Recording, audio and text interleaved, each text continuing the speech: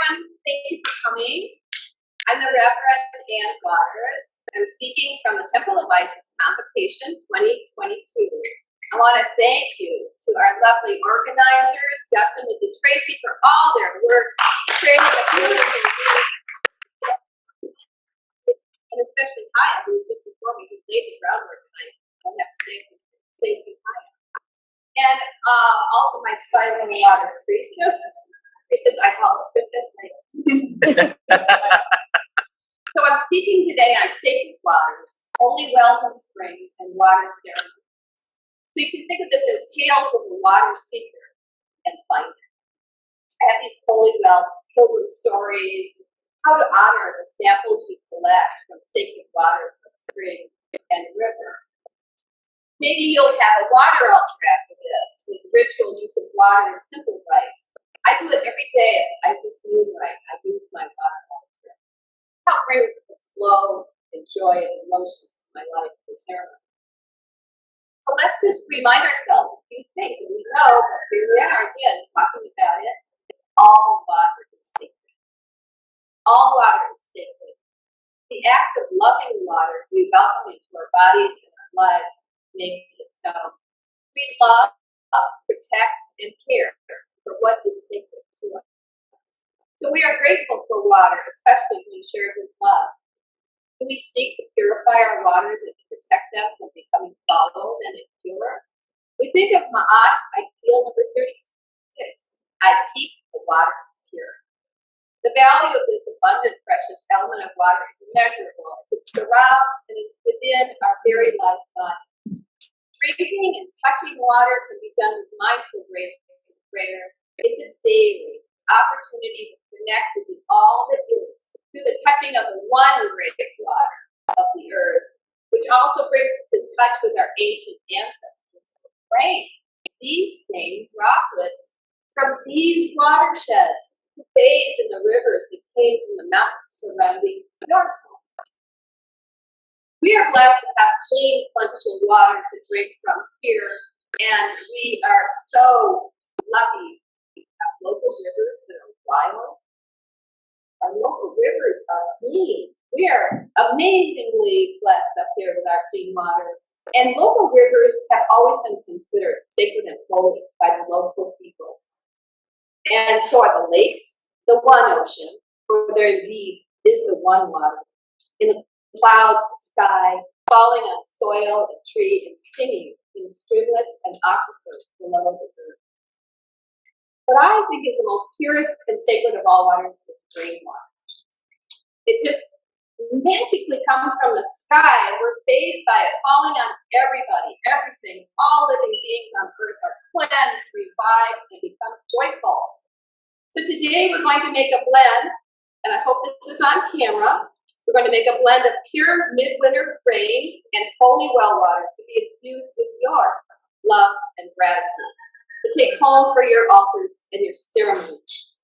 I've been collecting water for decades, and this is what I've been calling waters of the world until this day. We're making a new waters of the world today with rainwater and the holy waters that we're going to speak about now, and we'll all have holy waters of the world to take home.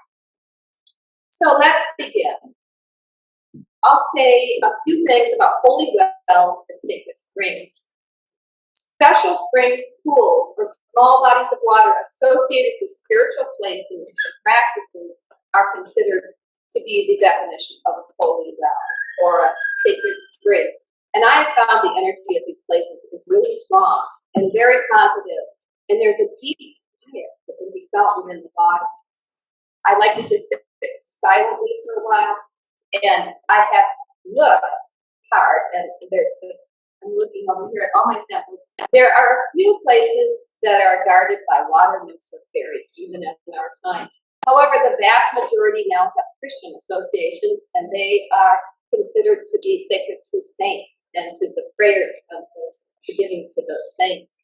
There's thousands of holy wells in the British Isles. And there's conservation organizations and private individuals and churches that are tending them. However, many have been left to ruin over the centuries. It's coming back now. We're all much more interested in water these days. So worldwide, we have the concept of holy wells and springs. And I visited sacred springs and waters in France, Italy, Malta, Greece, as well as India and Bali and the British Isles, as I mentioned. Each time I find deep peace and make energetic connections that are unique to those waters. I'm going to read you a little something from a book. I'm going to plug his book. Uri Geller, who spoke yesterday, has many books, and this is just a huge compendium that I borrowed. And there's this one beautiful little paragraph on holy water, sacred springs. Whenever approaching a sacred site, particularly those associated with water, there's always something different or special about the place. It's intangible. This is nothing new. People have intuitively felt this through the centuries and eons. Usually there is a tree nearby, an oak, hawthorn, or ash that is associated with the well or spring. It is here that votive offerings are tied to the tree. Prayers and wishes are given to the spirit of the place, the local nature spirit. Yet today, do we really know or understand what it is we are doing at these sacred sites? Has the essence of our offerings changed? Does it matter? And he goes on to talk about the idea of the clothing must be really precious. If people tore a piece from their pants or their petticoat, they were offering something really precious to the spring. They were sacrificing something. It's not quite the same as going to the store and buying a piece of ribbon. So when you think of yourself giving offerings, the generosity of your heart brings you what you want. Just mention that from this. So Europe and this country associated certain bodies of water with spiritual qualities, and those legends came down through time from the people that lived nearby. And the holy wells of Europe have been really well measured and located and continuously used, so we're going to concentrate on those. And just to remind ourselves that the quality of the water comes from under the ground to these places. So even though the rain fell on the hills 10,000 years ago, we're not quite sure how long ago, it went way down, sometimes 10,000 feet, same number. But we came to associate the water that came back up with wisdom, healing, and often fertility. So the early wells, their ancient wells, became appropriated by the Christians, which I have mixed feelings about. One good thing is they kept them clean and nice, and they have beautiful places for the public to visit, and so we're really grateful to have those wells. The other thing is, who was that well dedicated to before Christianity came? It became St. Dunstan's well, or St. Patty's well, or whatever, and so let's find out these things. I'm very curious that I didn't find out the origins of these wells. In fact, some of these holy wells became considered seditious, and they were relics of paganism, and they were destroyed during the Reformation in England. There were 2 wells were destroyed, and many were abandoned because it was embarrassing to God. But some holy wells became focus points of resistance to the church, and the Protestants did continue to visit old Catholic holy wells, and now some of them have been rebranded as spas. So locals still go to seasonal ceremonies, and we're happy for that because we get the benefit of that. So I visited many wells in my travels over the course of the last few decades, and am delighted when I come upon a ritual, which is rare, but I have attended several well dressings, especially at the Chalice Well, where they dress the well beautifully in flowers and natural ferns and fronds, and they do it 8 times a year at the 8th Great Fire Festival times. And that well is run by Christians. Here's their beautiful brochure from 1940 explaining the history of the well, and they're sticking with the old ways. And it's like, many people in this room have just visited the Chalice Well, right? Visited some more, whatever. And you know what I'm speaking. There's a beautiful garden, and they've created a sanctuary there. And this book, which is rare, but I'll let somebody read it if you'd like. So how do we find the holy wells? Well, I guess we research on the internet these days.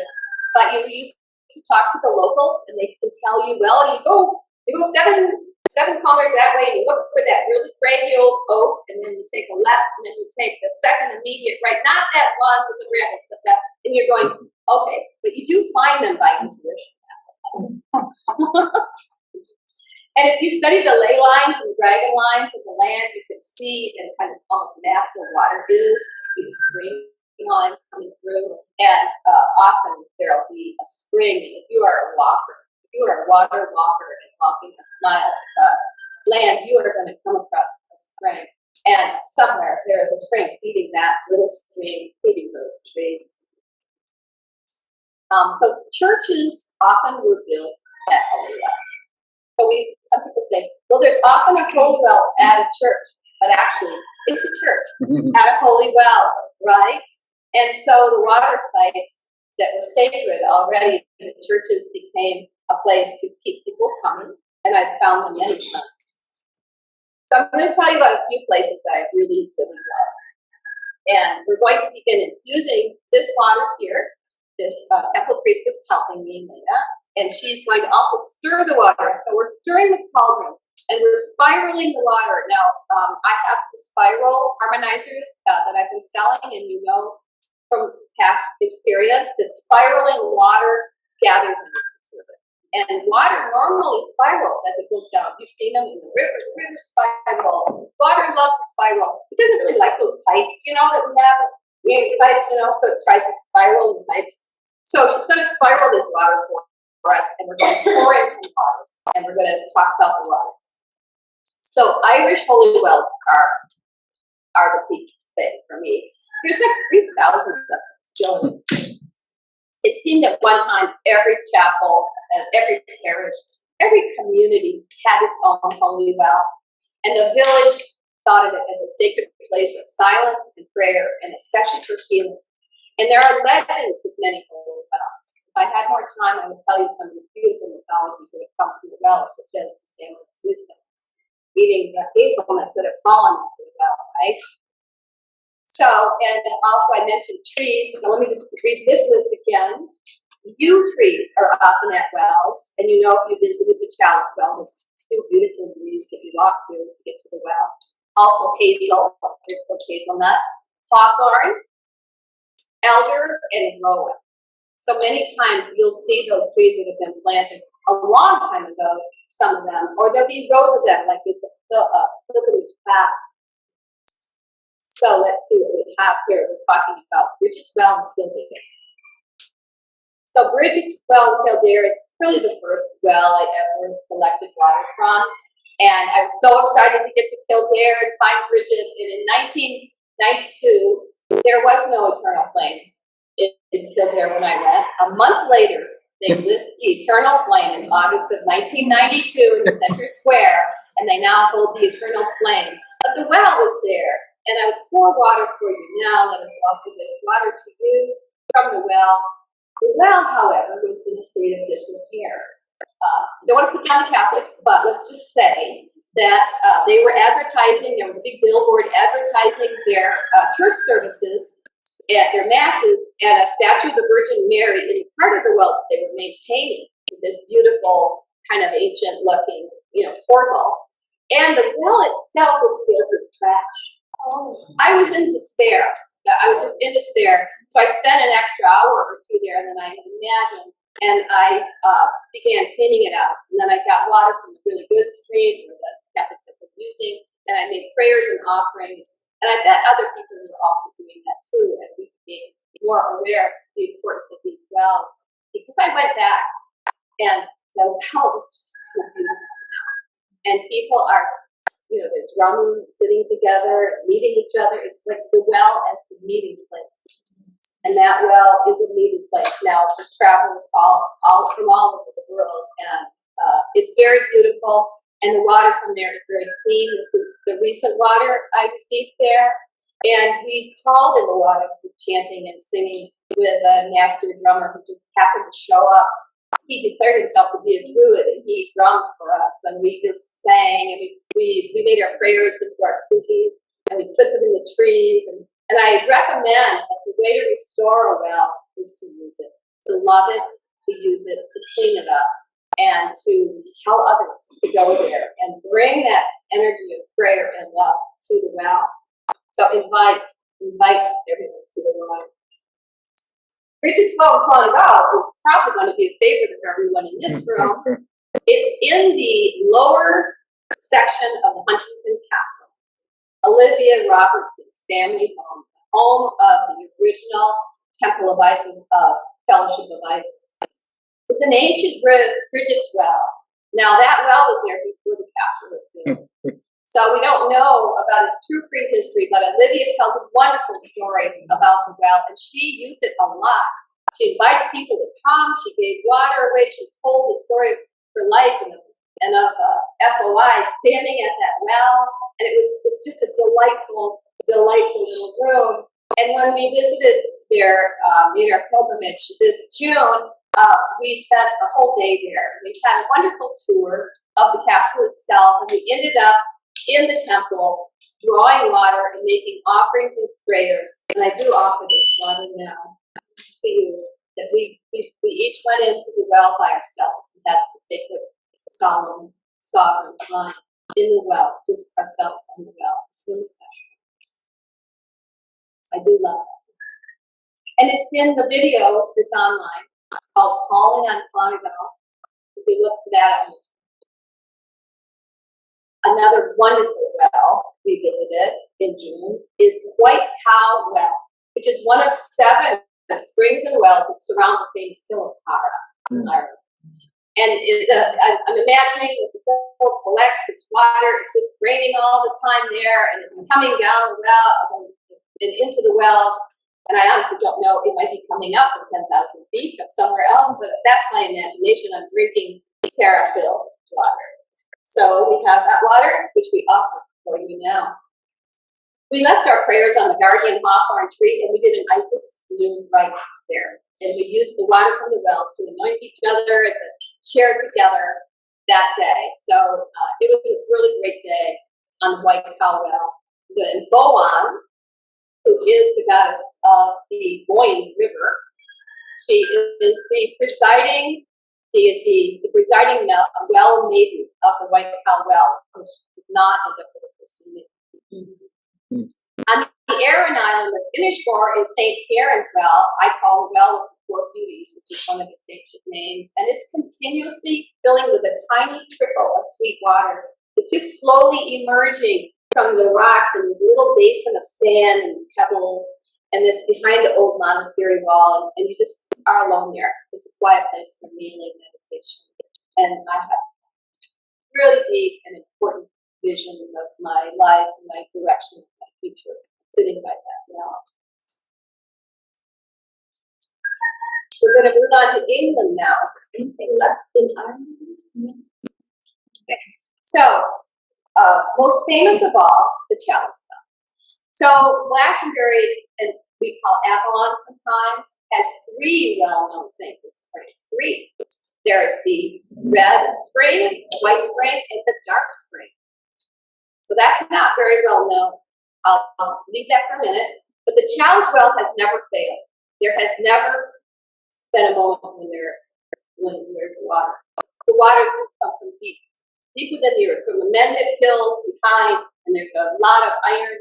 They flow way down, and right where the crossing of the Michael and Mary lines, the ley lines of Michael and Mary cross, right there at that well, by those yew trees, those guardian trees that you've seen when you were there. It's a really sacred and holy place. And I spent about 5 days living there in the garden property and was able to walk the gardens day or night, and it was just a magnificent time. And I drank almost entirely everything I drank was Chalice Well water, and also water from the White Spring just next door. So I really recommend a visit to Chalice Well for any of you who just love water.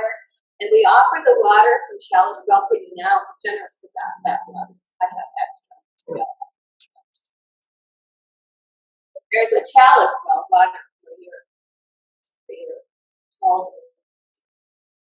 A really exciting thing this year for me is the White Spring, which is right next to the Chalice Well. The White Spring, which flows out from underneath the torrent, has never been open. I've been there so many times over the years, and I'm like, when are they going to open this? What's in there, you know?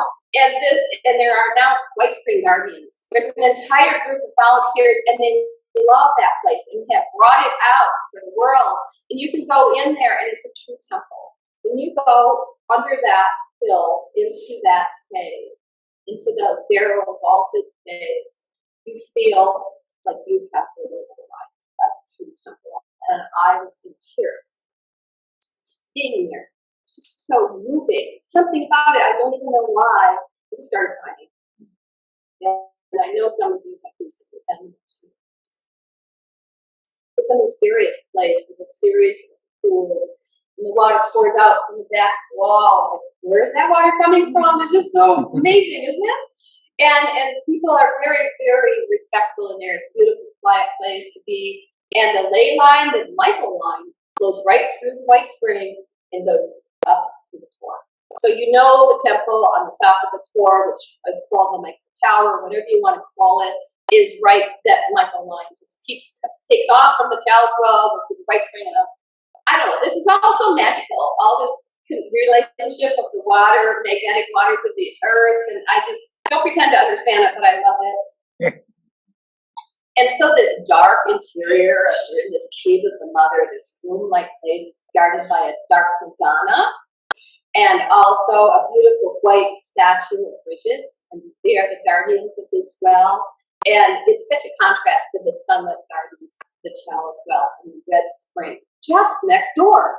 Imagine, you just cross the street, and you're in the two most sacred places I can imagine in Glastonbury, just right there together. It has a constant temperature because it's in the ground, and there's this constant sound of the flow of the water. So it's just a background for being there. Just the feeling of being in the earth with the waters. Oh, and there is a shrine to the King of Realm of Fairy under the Tor. So that even though the White Spring has a very feminine energy, that there's actually an even stronger masculine energy, I must say, there. And I love that about it. It's very sexy, right next to that red.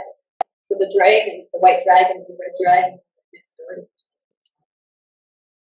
So the chalk laden soil of the Tor is why we call it the White Spring, because it's filled with calcium. The water has calcium, and it actually looks a little turbid with the whiteness of itself. And the red spring right next door to that is filled with iron, helibate we call it, so it's red. So those names are from the actual colors of the water that are tinted by the minerals that they contain. Did we offer the White Spring water? Thank you, Leah. Yes. Leah's going to offer this White Spring water. She was recently at the White Spring, and I have a gorgeous picture of her dancing outside. And both of those springs have flow forms, which is a beautiful type of a fountain that spirals the water and it cleanses the water as the water flows down. Theoretically, you could put sewer water in the top and drink the water out of the bottom. I'm not sure if anyone's ever tried it, but I just believe that it's called flow forms. They're beautiful spirals. The black well, or the dark well, which is not very well known, there's a beautiful book here by Philip Waters, who's a great sculptor of goddess images, called The Dark Well of Glastonbury. It's kind of a historical novel, but it tells you a lot about the ancient times before Christians came, and how that well was really important, and it was a scrying well. That's why it was called the Dark Well, because it was still. It didn't have the waters flowing in and out of it like White and Red Spring. The waters flowed way down below and just kind of rebuilt from the bottom, so the whole surface was still, and it was being used for scrying. And there were well maidens there. Some well maidens for the red, and some for the white, and at least one for the black. And she was a very important prophetess for the local people and for visiting dignitaries. So this is a great book, Dark Well of Glastonbury, that talks about where is it? On the grounds of the Abbey. The Glastonbury Abbey has a well. It's in the Lady Chapel at the lower level. You can still see it. It's a little area, a crypt kind of thing. It's about 2 feet in diameter, and no one quite knows where the water comes from. There's a lot of different interpretations. It might be a mix of the red and white falls coming down the hill from toward town. So its fate was changed by the Reformation and destruction of the abbeys, but it was not destroyed. And people visited every day. When I saw it, I had a lot of coins in it. In Bath, England, we have a very famous site that the Romans created a beautiful, huge temple in Bath, and it was dedicated to the goddess Sulis. We're not even sure, pre-Celtic, we say Celtic. Celtic is this overview of everything. It doesn't mean much, but I like to use the word Celtic, especially in my designs. But it was pre-Roman. And the Romans came and they brought their goddess Minerva. So Aquasulis and Minerva are both patrons of that site. And they kept those baths going for a long time. And everyone loved the baths, but they were never ruined or destroyed. The entire complex is still there. It's overlaid with the 17th century uses, and the Victorians used it. Everyone kept building on it. And these main hot springs are still flowing up from under the earth. And we will share those waters with you now. 2 miles down is what we believe those waters come from. It has a lot of sulfur in them. And they have recently bored some new holes that are very drinkable. And I did drink waters when I was in the museum. It was really exciting. I filled my whole water bottle. I drank the water. And the people around me were like, ew, it's warm, it's sulfurous. And I'm like, oh, this is so And you can bathe in the thermae. The Thermae Spa, which opened in 2006 after years of promises, and they have one of the recently geothermal pools, so it's very safe to bathe there. And they have these swirling pools, and they have a frigidaria, and then they've got all these rooms. What do they got? A steam room and a sauna and a rooftop pool. It's really fun. So go to England, go to Bath. Go have a bath and bath. Go have a bath and bath. For years we said we couldn't have a bath and bath, but there is a bath. And they also opened the cross bath, which I believe is really the ancient spring. It wasn't really well developed by anyone, and it's now open. And you can just sit in there for a lovely warm bath. It's like a cross and down a little bit from the Roman baths. They're nearby. So all this whole area has been developed from the hot springs there. We're going to go to France now. Are we done with everything? Yeah. So I love Chartres Cathedral, and I went and stayed 9 days. I lived right next to the Chartres in the old cloisters. And every day I went to the crypt because the ancient well, it predates that cathedral, is in the crypt. You can't quite see it these days because it's behind the root screen. So the priests get to see the well, and I've heard there's water in it, but I don't really know. But I'm imagining there was water, and what I did was this. First of all, I want to tell you there's a beautiful black Madonna in there you need to see in the lower crypt, and you can only go in when there's Mass. So you go in for Mass, and you can sit and be with the black Madonna, and I just was really bold and went up and touched her feet, and I did things that nobody seemed to be scared of me, and the priest was happy to be gone at that moment. But the thing I did was I followed the sound of the water down the hill, and I found 2 places where water seemed to be flowing down from Chartres Cathedral to the river. And so one of them I did not find the outflow, but the other one, there it was coming out right at the well of Saint Andre, which is a never-failing well that was used for the people of Chartres as their main drinking water for decades until after World War II.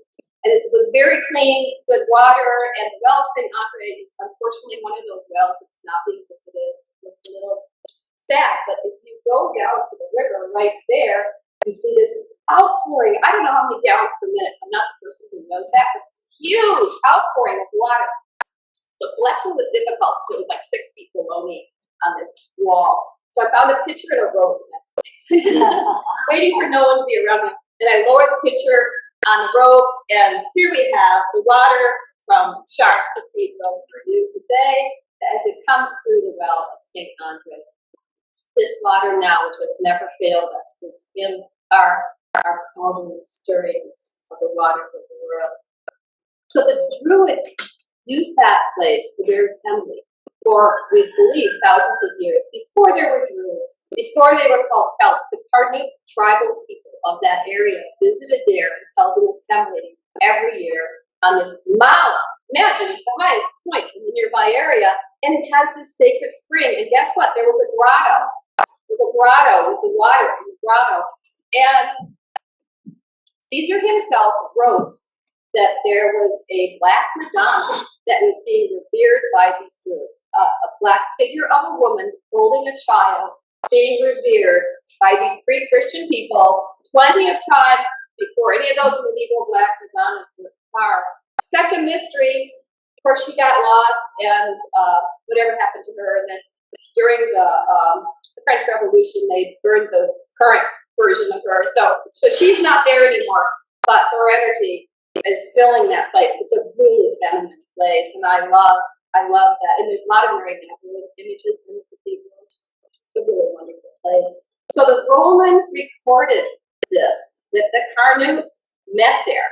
I have it in writing right here. It must be true. Of course, the church denies there were ever any Jews. Just saying. Oh, Caesar. Yeah, Caesar, right? So we're going to move south now to France, to the Languedoc, which is the language of the Aquitaine. And Rennes-le-Château of fame and the Pyrenees of the Cathars contains many holy wells and hot springs. So a really great place for hot springs. And I went to a couple of thermal spots. And I don't have any samples because I forgot. And besides, I was traveling for another month. So I drank some water and I sat in the river because all the bathing houses appear to have been closed for now, except one in a very extremely expensive hotel right on the river. You can go and go swim in their pool, which I didn't do, but I looked down at the people doing it. And then I went and swam in the river like all the rest of the patients. And you can just sit in the river and the warm water kind of flows right out from the rocks behind you. And I kept waiting for a time when I could have my space because it's really well used. There's always somebody there.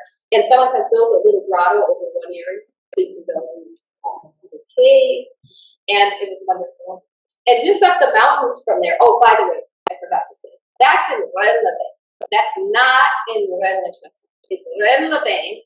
And they have the origin point of some beautiful red waters up the hill. It's called Les Sources des Cercles.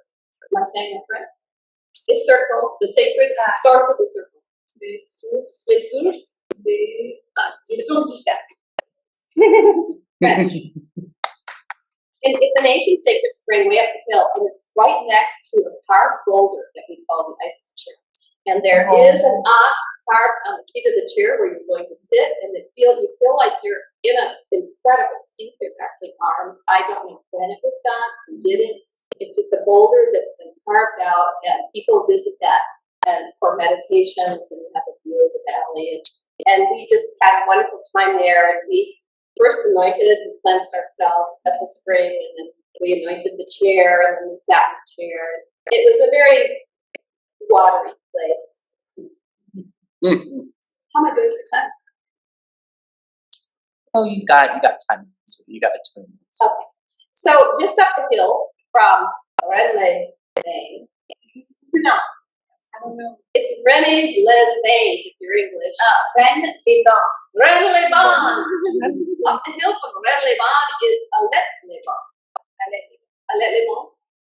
And this is a nearby Cathar mountain village, and they are filling their community swimming pool with their well.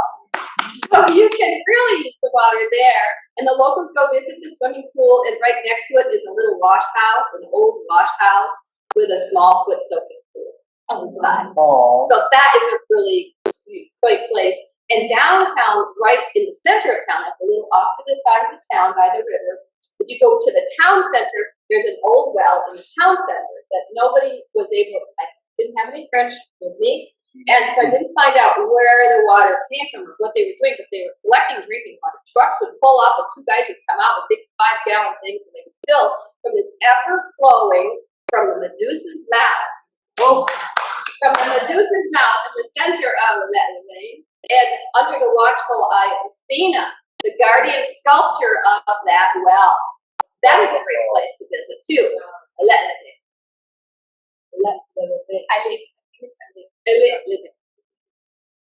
Okay.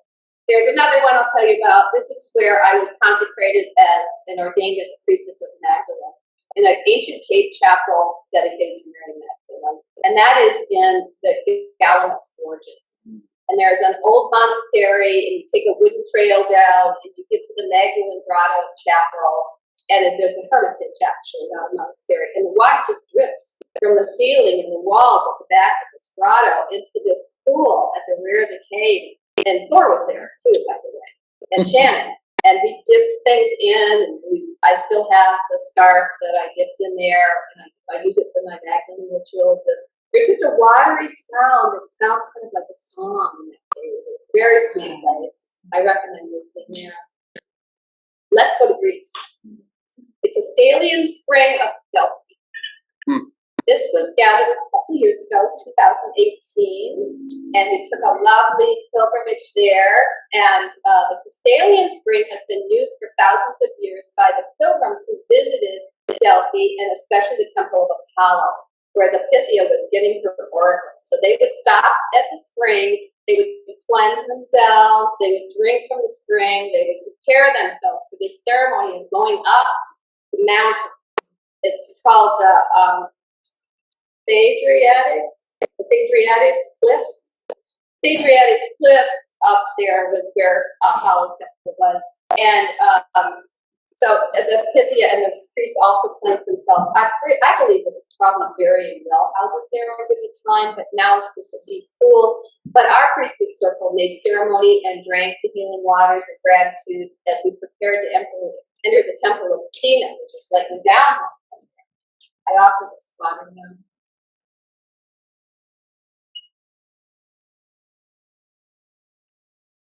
Rivers also give us sacred waters. So let's go to Egypt. The Nile River. So the Nile River. A number of us floated on the Nile. It's one of my favorite memories of my whole life, just floating on the Nile. And I gathered Nile River water, which means we won't be drinking this. And in case you were wondering, there's definitely Nile River water in it now. So I offered this Nile River water from our pilgrimage to Egypt. A number of Isis priestesses were on that boat, and it's so sacred to people over its time. We don't know how, but that Nile River created life in that region. I know you know, because Linda has told us, explained the inundations and everything that goes on, and we understand some of the hydro, especially. But anyway, we're drinking the Nile River water. No, okay, don't do that. Don't put it in your mouth. The Eel River is a sacred river to me. It's my local river in Mendocino County. It's one of the cleanest rivers in the United States, and I have sipped that water, and I collect it every time I go. And I do a ceremony with spiraling a jar underneath and lifting the water, and it's always really clean, even when there's starting to be algae. I offer this clean water from the Eel River to you now. You can go swim. I'll take you to my favorite swimming pool. Yeah, it's easy to get to. One more water we must mention, and maybe there are others. Your local spring on your land. If you are lucky enough to have a well or a spring, is sacred water to you. It's giving your family life. You care for it. Those springs that people have on their properties and their lands are well maintained and cared for. And I have a friend who they put in what's it called under the road of water? Conduit. Yeah, conduit. Culvert. And something happened to the spring. They had altered the whole hydrology of the area, and their spring is like messed up. It's gone. So you need to be careful near these areas if you're going to do restoration, that you know what you're up to, so don't lose your water. So there we have some local spring water. This is Mona Lisa's brand new ranch. She has what she calls a white well because it's a lot of calcium in the water that is healing her of several ailments that she has. She has offered this. She's offered a whole gallon of water to us, so please do drink some tonight. She's been drinking it always, and since she got the property, so we offer this water to you now. from Mona Lisa's Sacred Spring. And there's more, so please drink some at dinner. Actually, don't drink this water. Oh, don't drink this water. But drink Just drink the water right from that's in the master box. Yes. I keep saying drink the water, don't drink the water. Just want to be clear, don't drink this water, drink the water down there. Drink the water in the other bottle of water. So we're going to have these waters for our altars, and we're going to say prayers into the water, and gratitude and love are the two main words of these prayers. And in order to make that happen, Leia's got some stickers that you can put on, and we could leave these in, and people could stir a little. So we're just going to pass this around the room, and you can stir it a little, and say a prayer and put a water love sticker on. And Leia, why don't you pour some in the chalice, and we'll do a second thing, which is to anoint ourselves. So the chalice is an anointing chalice. I suggest you pour a little into your hand, and as Kaya showed you earlier, anoint your crown, your third eye, your throat, your heart with the water as it comes past you. So two kinds of water will come past. One for anointing and one for later pouring into your personal love. Here's the love stickers. Okay, so can someone help her make it ready? Okay, you're going to pass the chalice first so people can anoint, because the other bottle will go slower. So just anoint yourself and pass it on. Yes, thank you. It's going to help. And so people are putting stickers on. Put the stickers on the big bottle as you say your love and your devotion and your gratitude prayers for this water that you will be using in your own sacred ceremony. We'll start here. Okay. You want me to carry this? Sure. So I'll continue to talk a little bit to remind us that our life is made richer with attention to water. So bring the emotions of flow and joy to your life through water ceremony. Visit the ocean, swim in a lake, swim in a river on a full moon. Observe the moon and the tide, suggest tonight the full moon. Take a hot and cool back this sense, and make a silent gratitude prayer as you are in the water. So your water altar can be used, and what I do at noontime is when we honor the West, and we sing that song, and we honor the West element of water, and I go whoop, into my little chalice of water, and I just do an anointing, a quick anointing there while we're in the noon rite, just makes me feel good. And I want to mention, if you want to see a very, very beautiful, well done, lovely tended water altar at the small Temple of Isis Oasis, has a beautiful water altar with all kinds of water. You can take shells and a bowl and Wait, you change the water weekly? They change the water, and they have a moon, the essence of moon, because the moon is all about the water too, right? The moon's tides and the moon. We have the yin and yang drum. So find yourself water crystals and moonstones, and make it mindful and symbolic element. So one more thing, activism. Sacred activism, which is our duty and our love right now, is to help save the waters of the world for the humans. We need clean water. We're saving the humans. We're not saving the planet. We're saving the humans. And let's do it by not throwing trash into the waters, by honoring the springs and loving them into their best possible self. Use your flush awareness. Don't put trash into the drains. Teach the children about rivers and about water. It's a vocation to be a water protector. Our own Shannon Smith is a water protector in Ireland. She's working on the Boyne River, which is under threat from industrial pollution, and she's doing a lot of work there. She started an international group called Women of the Water. They have a website, and here's their mission statement.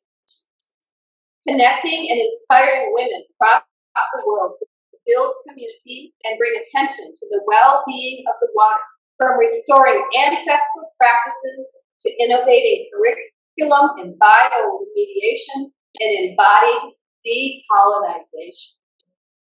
This is a quote by Shannon Smith, who is one of our Isis priestesses, and she's instrumental in the Irish leadership to save the Boyne and the sacred waters of the goddess Bowen River. Okay, so we're passing this around, we're about done. I'd like to just do a little prayer of hope for the waters. So let's just have this moment of breathing just deeply. Inhale, exhale, be present. Water is life. Water shared is life shared. Divine Mother of Life, Isis, let us access sacred source by this living, active relationship with water. Dedicating this water, we are energizing today to the healing of all waters, with the power of the relationship between sound, light, water, and life. We know the shared synergy generates the very energy that gives us all life. May we honor all precious, pure waters. Make prayers, give offerings, and simple healing rites to the water that we hold sacred. We are made of water. Let us each help purify and make joyful the waters of our life.